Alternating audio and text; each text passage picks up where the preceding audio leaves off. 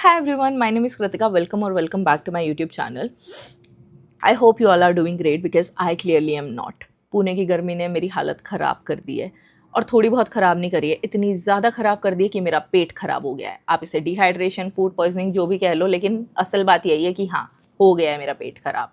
और जब भी आपका पेट ख़राब होता है ना, पेट ख़राब तो क्या ही है जब भी आपकी तबीयत ख़राब होती है तो आपको घर की ज़्यादा याद आने लगती है। मतलब तुम बेड में लेटे हो और सोच रहे हो कि यार क्या वो हसीन पल थे जब भी मैं घर पे थी, और ये है वो है, ऐसे करके मैं घर की याद कर रही थी और मुझे लग रहा था बस इतना पेट दर्द है, अब ज़िंदगी यहीं बर्बाद हो जाएगी, सब तबाह हो गया, मेरी मौत ना हो जाए। और फिर मुझे याद आया कि ओह, ऐसा एक बार हो चुका है। I have had my funeral and I was late to my own funeral and I am not even exaggerating when I am saying this.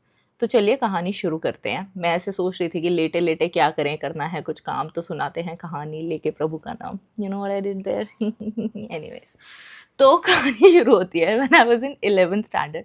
No, 11th standard वाली दूसरी थी कृतिका, ये दूसरी है, दूसरी पता नहीं। When I was in first year of my college. थोड़ा सा कॉन्टेक्स्ट दे रही हूँ, हुआ एक्चुअली मैं सेकेंड ईयर में था। तो आज मेरी आवाज़ में आपको वैसे भी थोड़ी सी ऐसी वो खनक, वो वाइब फील नहीं होगी, तो ठीक है यार, मैनेज कर लेना है। अभी बोल पा रही हूँ वही बहुत है, जिंदा हूँ यार, काफ़ी है। तो फर्स्ट ईयर की बात है। I used to have a friend. तो मेरे कभी भी ऐसे कोर फ्रेंड्स नहीं थे ऐसे कोर फ्रेंड्स, लेकिन मेरा ऐसा नहीं था कि हाँ मैं इन्हीं के साथ बैठती हूँ या उन्हीं के साथ लंच करती हूँ। मेरा लेक्चर के ऊपर डिपेंड करता था कि अगर ये लेक्चर इंटरेस्टिंग लग रहा है तो मैं आगे बैठी हूँ, और अगर नहीं इंटरेस्टिंग लग रहा है तो लास्ट में जाके बैठ गई। तो ऐसे करते करते मेरी सभी लोगों से बातचीत होती थी, ऑलमोस्ट पूरी क्लास से। तो जब मैं लास्ट बेंच पे बैठती थी, देयर वाज अ गाय, जो बंदा पंजाबी खाने का शौकीन, हॉस्टल में रह रहा है, and he was from somewhere near by Indore only, and वो हॉस्टल में रह रहा था। तो मैं लास्ट में बैठती थी। I used to share my lunch with him क्योंकि उसको घर के खाने की याद आती थी, and he was literally the male version of me. एकदम हंसी मजाक से लेके वन लाइनर्स, जोक की टाइमिंग एकदम तो हमारी बहुत बढ़िया बनती थी। एकदम जैसे ही हमारा कोई बेकार सा फैकल्टी आया है तो हम लास्ट बेंच पे बैठ के बस वो देख लेता था कि ये दोनों साथ बैठे हैं तो बिल्कुल अच्छी बात नहीं है। इतनी अच्छी बॉन्डिंग, एकदम बढ़िया सब कुछ चल रहा है। तो अब क्या हुआ कि ये सारी चीज़ें ठीक है, मैं उसको घर बुलाती रहती थी, मम्मा अच्छा खाना बना के खिलाती थी, हम पढ़ाई करते थे, पढ़ाई तो नहीं करते थे, हंसी मजाक करते रहते थे, और ऐसे करके मेरी मम्मी को ऐसे खाना बनाने का, खिलाने का बहुत शौक है। तो मेरे बहुत सारे ऐसे दोस्त हैं जो मेरी ज़िंदगी में भी नहीं है, लेकिन मेरी माँ ने उनको बहुत बना बना के खिलाया, क्योंकि क्या है, माता है वो तो, अन्नपूर्णा देवी, उनको तो सबको बना के खिलाना पसंद है। Anyways, that we can keep that aside. मेरी मम्मी के बारे में बाद में बात करेंगे। कहानी पे आते हैं। तो अब ये बंदा मेरा इतना अच्छा दोस्त था, ठीक है, और second year of the college. तो हमारे कॉलेज में ये वियर्ड सा रूल था कि आपको 75% अटेंडेंस होना ज़रूरी है। हाँ, अगर आपको बॉटल भी लग रही है तो आप वो बॉटल लेके आके क्लास में बैठ जाओ, क्योंकि 75% अटेंडेंस तो कंपलसरी है। हमारे कॉलेज में यूनिफॉर्म भी थी और प्रॉपर क्लासेस लगती थी, कोई फ्री लेक्चर्स नहीं, कुछ नहीं, स्कूल जैसा माहौल है। आप बीच में से उठ के जा नहीं सकते, 30 मिनट्स का आपको लंच ब्रेक मिलेगा, बाजू में कैंटीन है, खाओ वापस आओ, मजदूरी पे लगो। इतना भयंकर माहौल बनाया हुआ था उन्होंने। कैसी डिग्री के लिए? बीबीए की डिग्री के लिए, जिसे कोई पूछता भी नहीं है। पर ठीक है, हम स्पेशल हैं, हमारे यहाँ ये है, तुम बीकॉम वगैरह नहीं कर रहे हो, तुम प्रोफेशनल कोर्स कर रहे हो। अरे भाई ठीक है, सारे बेरोजगार बैठे हैं अभी। तो ठीक है, उन्होंने ऐसा सा माहौल बनाया हुआ था और मुझे दिमाग में चढ़ गया था उस पॉइंट तक कि मुझे एमबीए करना है। तो अब तुम्हें पता है कि कैट करने के लिए ऐसी बिल्कुल लिटरल कॉलेज जैसे क्लासेस तुम्हें जाना पड़ता है, सुबह से लेकर शाम तक हो जाती है। और मैं कोचिंग क्लासेस के साथ साथ अपना कॉलेज नहीं मेंटेन कर सकती थी 75% अटेंडेंस, वो भी जब जब मेरा कॉलेज घर से 30 किलोमीटर्स दूर था। 1 घंटा ट्रैवल करना एक तरफ, तो 30 किलोमीटर्स मतलब 60 किलोमीटर्स इन टोटल, जाना और आना। सुबह 9 बजे की क्लासेस के लिए मेरे को घर से 7 साढ़े 7 बजे बस पिक करने आ जाती थी। घर से नहीं, वो भी घर से बहुत आगे थोड़ा स्टॉप था, वहाँ पे पिक करने आती थी। तो मुझे अगर 7:30 बजे स्टॉप पे पहुंचना है तो मुझे तैयार कितनी बजे होना है? और तुम्हारी क्लास भले 2 बजे खत्म हो गई है, बसेस वहां से 2:15 पे ही निकलेगी, और कई बारी हमारे एक फ्लाईओवर के नीचे से बस निकलती थी, वहां पे इतना ज्यादा जाम लग जाता था कि 2-2 घंटे बच्चे फंसे रहते थे। तो शाम को 6 बजे 7 बजे वापस आ रहे हैं, और उसके बाद इतनी एनर्जी नहीं बचती थी कि तुम अपना बैग भी नीचे उतार के रखो। तो मैं कहीं और जाने की तो सोच भी नहीं सकती थी। मैं इतनी स्टडियस नहीं हूँ कि मैं पूरा दिन बैठ के क्लासेस भी अटेंड करूँ और उसके बाद आके पढ़ाई भी कर लूँ, क्योंकि पढ़ने वाले बच्चे कैसे भी पढ़ लेते हैं, लेकिन मैं पढ़ने वाली बच्ची नहीं थी ना। मुझे तो चाहिए कंफर्ट एकदम, मुझे तो चाहिए जब तक सब कुछ हाथ में नहीं मिल रहा तब तक मैं नहीं पढ़ाई कर सकती। तो मैंने सोचा कि क्यों ना हम लोग ब्रेक ले लें और ऐसा डमी कॉलेज लेते हैं, क्योंकि वैसे भी ग्रेजुएशन की डिग्री मैटर नहीं करती है ना, ग्रेजुएशन में क्या करें, पोस्ट ग्रेजुएशन अच्छी जगह से करो तो वो मैटर करता है। तो मैंने सोचा एकदम तन मन लगा के मैं पढ़ाई करूंगी, कैट के लिए, सी मैट के लिए, जितनी जितनी एग्जाम्स होती है एमबीए के लिए सारी दे डालूंगी। तो मैंने सोचा कि क्या करना चाहिए इसके लिए, तो मैं अपने एचओडी के पास गई विथ माई गुड इमेज, जो मेरी 95% अटेंडेंस थी, because I had no life outside of college. मैं गई अपने एचओडी के पास कि ये बात है, ये समस्या है। तो उसने बोला बहुत अच्छी बात है, तुम कैट की प्रिपरेशन कर रहे हो, क्यों नहीं कर रहे हो, बहुत अच्छी चीज़ है, तुम फ्री लेक्चर्स में लाइब्रेरी में पढ़ो, हम तुम्हें डमी अलाउ नहीं कर सकते या हम अटेंडेंस में कुछ भी लीनियंसी नहीं दे सकते हैं। भाई 60,000 रुपये साल का मैं भरूं और ऊपर से मैं ही खुद का दिमाग खराब करूं, और मैं इतनी तुम्हें पढ़ने वाली दिखती हूँ कि मैं लाइब्रेरी में बैठ के खुद पढ़ लूँगी और सब कुछ कर लूँगी। तो फिर मैंने बोला कि ऐसे तो नहीं चल पाएगा। तो मैंने बोला कि ठीक है, तो मैंने पता किया कि हाँ आप सेकेंड ईयर में भी कॉलेज स्विच कर सकते हो एंड किसी भी डमी कॉलेज से आप कंटिन्यू कर सकते हो। तो मैंने जहाँ से पढ़ाई करी थी ना, उसी ट्रस्ट का एक कॉलेज था, it was in the same campus. एक कैंपस था जिसमें 2 गर्ल्स कॉलेजेस और मेरा स्कूल था, गर्ल्स स्कूल। तो उस कॉलेज से मैंने पता किया, it was just a very just another college जैसा चीज़, जो ऐसे मतलब लोकल से कॉलेजेस होते हैं ना कि हाँ बस डिग्री के लिए वहाँ बच्चे जा रहे हैं और बहुत सारी लड़कियाँ बस इसलिए जा रही क्योंकि उन्हें शादी नहीं करनी, या फिर शादी करने में बताने में आ जाए कि मैंने बीकॉम किया है, बीबीए किया है, वैसे वाला थोड़ा माहौल था। So you can easily go there. तो मैंने वहाँ जाके पता किया, अपने डैड के साथ गई, तो उन्होंने कहा कि हाँ डमी एडमिशन आप ले सकते हो। तो हमने बोला कि ठीक है। तो मैंने अपना एडमिशन विड्रॉ किया उस कॉलेज से और मैं इस नए कॉलेज में एनरोल हुई, जहाँ I met my new best friend, जो मैंने आपको बताया था, जिसके बारे में स्टोरी टाइम में ऑलरेडी पोस्ट कर चुकी हूँ, जिसकी शादी में मैं नहीं गई एंड दिस एंड दैट। तो हम लोग वहाँ मिले थे। तो हम साथ में कैट की कोचिंग और सी मैट की कोचिंग जाने लग गए। अब ये जो मेरा दोस्त था, जो मेरा कॉलेज का दोस्त था, हमारी ऐसी दोस्ती नहीं थी कि हाँ मेरे को टेक्स्ट मैसेज भी कर रहा है और फोन वोन पे भी बातें हो रही है, नहीं।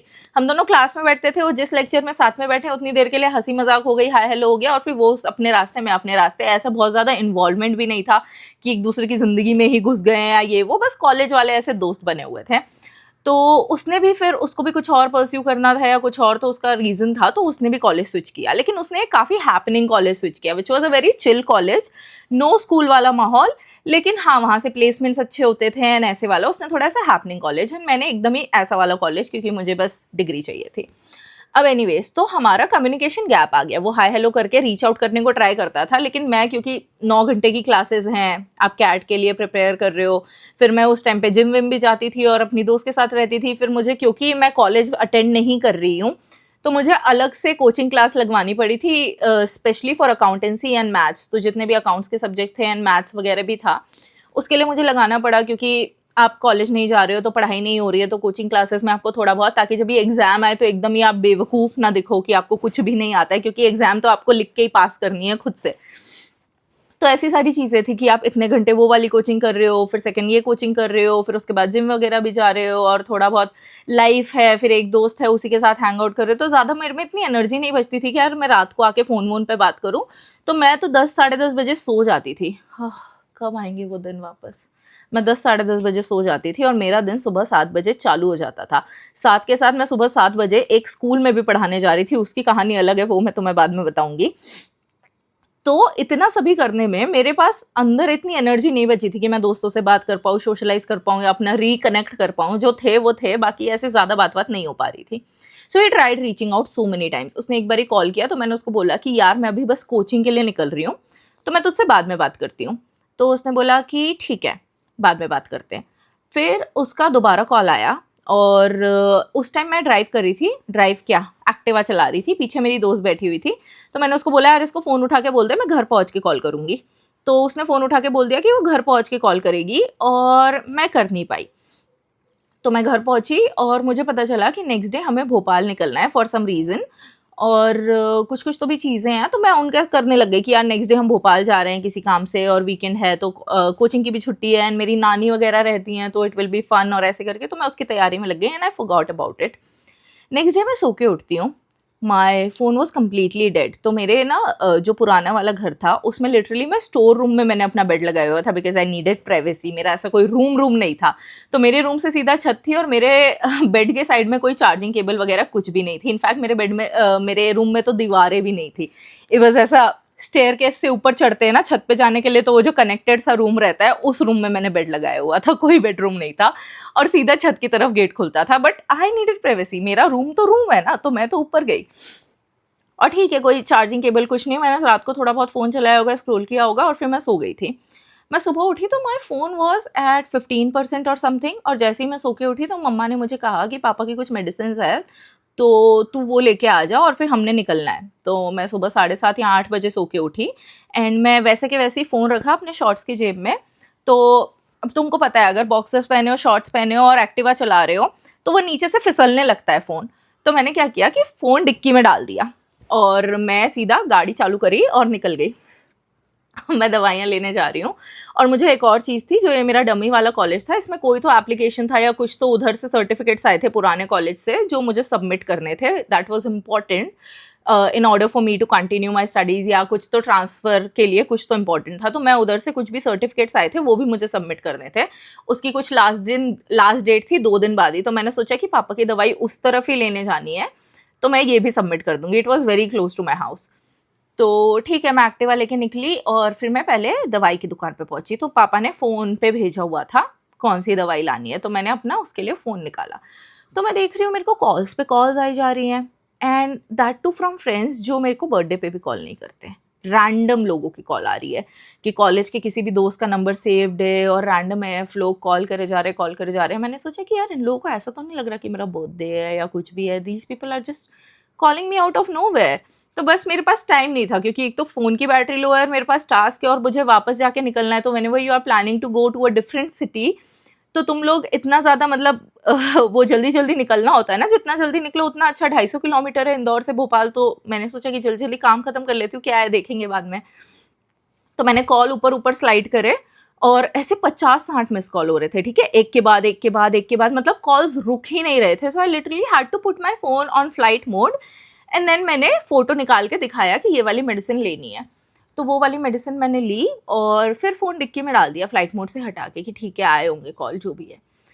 And it was concerning, so I was bothered कि इतने ज़्यादा कॉल्स क्यों आ रहे इतने सारे लोगों की तरफ से। तो फिर और मेरी जो बेस्ट फ्रेंड थी ना, जो एक्चुअली मैं ड्राइव करी थी, उसकी और मेरी लड़ाई भी हुई थी, तो मैं उससे बात भी नहीं कर रही थी and she was also calling. तो मेरे को लगा कि मेरे को बात करनी ही नहीं है, तू फ़ोन करती रहे, मुझे नहीं करनी बात। ऐसे करके मैं थोड़ी सी नाराज़ थी। तो मैं पहुंची फिर कॉलेज, दूसरा स्टॉप। तो जैसे ही मैंने गाड़ी में से डिक्की में से पेपर्स निकाले जो भी मेरे को सबमिट करने थे, मैंने देखा कि फिर से कॉल आई जा रही है। तो फिर मैंने एक कॉल उठाया, एक कोई मेरी फ्रेंड थी, उसके भी फ्रेंड का, और मैं उससे तब मिली थी जब मैं अपनी फ्रेंड के बर्थडे में गई थी। तो वो मुझे कॉल कर रहा है, तो मैंने अपना फ़ोन उठाया, फिर मैंने उसको बोला कि हाँ भाई क्या हुआ। तो कहता है तू ठीक है ना। मैंने बोला हाँ मैं ठीक हूँ। तो फिर उसने बोला सब ठीक है ना। मैंने बोला हाँ सब ठीक है। बोलता अच्छा ओके ओके चल ठीक है, I was just checking on you, और फ़ोन रख दिया। तो मेरे को समझ नहीं आया कि what was this all about. I don't even talk to the guy, he is not even that close of a friend कि वो मेरे को इतनी ज़्यादा बातें करे और पूछे कि मैं कैसी हूँ क्या हूँ। तो एक रैंडम फ्राइडे मॉर्निंग को कॉल करके ऐसे क्यों बोल रहा है कि सब ठीक है ना, तू ठीक है ना, व्हाट इज़ गोइंग ऑन। पर मैंने सोचा खैर छोड़ो, इस पे बाद में देखते हैं, पहले पेपर सबमिट करके घर निकलना है क्योंकि घर वाले वेट कर रहे हैं कि भाई तू लेट करेगी निकलना है। तो मैंने पेपर सबमिट किया, मैं बाहर निकली और इतनी देर में मेरी उस दोस्त का फिर से फ़ोन आया, जो दोस्त इसकी दोस्त थी, जिसके थ्रू मैं इस बंदे से मिली थी, उसका कॉल आया। फिर मैंने फ़ोन उठाया और फिर वो कहती है कृतिका आर यू ओके, तू कहाँ है। मैंने बोला कि मैं कॉलेज में हूँ। बोलती तू कॉलेज में क्या कर रही है, सब लोग तेरे घर पे हैं। मैंने बोला व्हाट, घर पे क्या कर रहे हो तुम लोग। Like we had no plans of meeting, क्योंकि ये लोग मेरे घर के बहुत पास पास रहते थे, हम लोग सेम बस स्टॉप से चढ़ना और ऐसे करके ऐसे दोस्त बन गए थे, कॉलेज की थी। तो मुझे कहती है कि मैं हम लोग लिटरली तेरे घर पे हैं और जो नहीं है वो आने को सोच रहे हैं, what are you doing, are you okay. मैंने बोला हाँ भाई मैं एकदम ठीक हूँ। बोलती did you get a chance to check your Instagram. मैंने बोला कि भाई my phone was at very low % of battery और मेरे को थोड़ा बाहर निकलना था, तो मेरे को इतना टाइम नहीं था कि मैं सुबह उठ के इंस्टाग्राम स्क्रॉल करूँ। मैं तो सीधा निकल गई अपने मतलब काम के लिए, और मैंने सोचा काम वाम करके आगे सारा दिन है इंस्टाग्राम के लिए, तो मैं निकल गई, मैंने नहीं चेक किया। तो फिर कह रही है कि अच्छा चल ठीक है, एक काम कर तू जल्दी जल्दी घर आ जा and just make sure you are okay. मैंने बोला भाई ये सडनली जिन लोगों को मेरी किसी चीज़ से फ़र्क नहीं पड़ रहा था, ये लोग कॉल करके क्यों पूछ रहे हैं are you okay, are you okay, is this like I don't know, कोई मूवी चल रही है, हो क्या रहा है दुनिया में, ये क्या है, एंड कोई भी मुझे बता नहीं रहा है कि एक्चुअल में हुआ क्या है। तो फिर मेरी एक और दोस्त है, उसका मुझे कॉल आता है, एंड मैं जब तक पेपर सबमिट करके बाहर निकलती हूँ, मैंने फ़ोन उठाया, मैंने बोला I am okay, don't even ask me, मैं थक गई हूँ लोगों को बता बता के, I am okay, can you please tell me हुआ क्या है बहन। तो फिर कहती है, यार कृतिका, तूने यश की स्टोरी देखी क्या? Yash is not his actual name, okay. मैंने बोला यार मैंने स्टोरी नहीं देखी है। तो बोलती है, तू अब भी देख, तू व्हाट्सएप चेक कर, उसको कॉल कर, डिलीट करे, क्या है क्या नहीं। तो this guy posted a story just because I was dead to him. After I ghosted him and I did not talk to him for a really long time, which was like 4 to 5 months, he decided that this friend is dead to me. So he posted a story with my picture. You were literally the female version of me.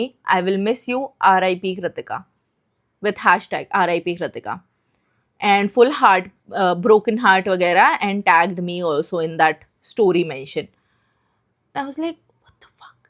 ये क्या हो गया भाई? ये मैं जिंदा खड़ी हूँ और ये क्या है? And I laughed about it, क्योंकि हम दोनों का ह्यूमर सेम है, तो मैं समझ गई कि इसका इंटेंशन क्या है ये पोस्ट करने के पीछे, कि now I am dead to him. तो ये बहुत ही ज्यादा नाराज है कि भाई अब अगर मैं रीच आउट भी करूंगी तो कुछ नहीं होने वाला, क्योंकि सब अब बात हाथ से निकल गई है और ये हो गया वो हो गया है। तो फिर मैंने बोला कि भाई लेकिन बाकी लोग इसलिए कॉल कर रहे हैं because they are feeling that I am actually dead. So everyone started believing. People are just calling each other that Kritika is no more. Do you know what happened to her? और ये जो मेरी दोस्त है, जो मेरी best friend है, वो मुझे कॉल करी जा रही है जस्ट टू चेक कि भाई कल तक तो सब ठीक था, हमने लड़ाई करी तो क्या हो गया, मतलब रात भर में ऐसा क्या हो गया, क्योंकि हम कल शाम को मिले 9 बजे, मैंने इसको घर ड्रॉप किया है, क्या हो रहा है.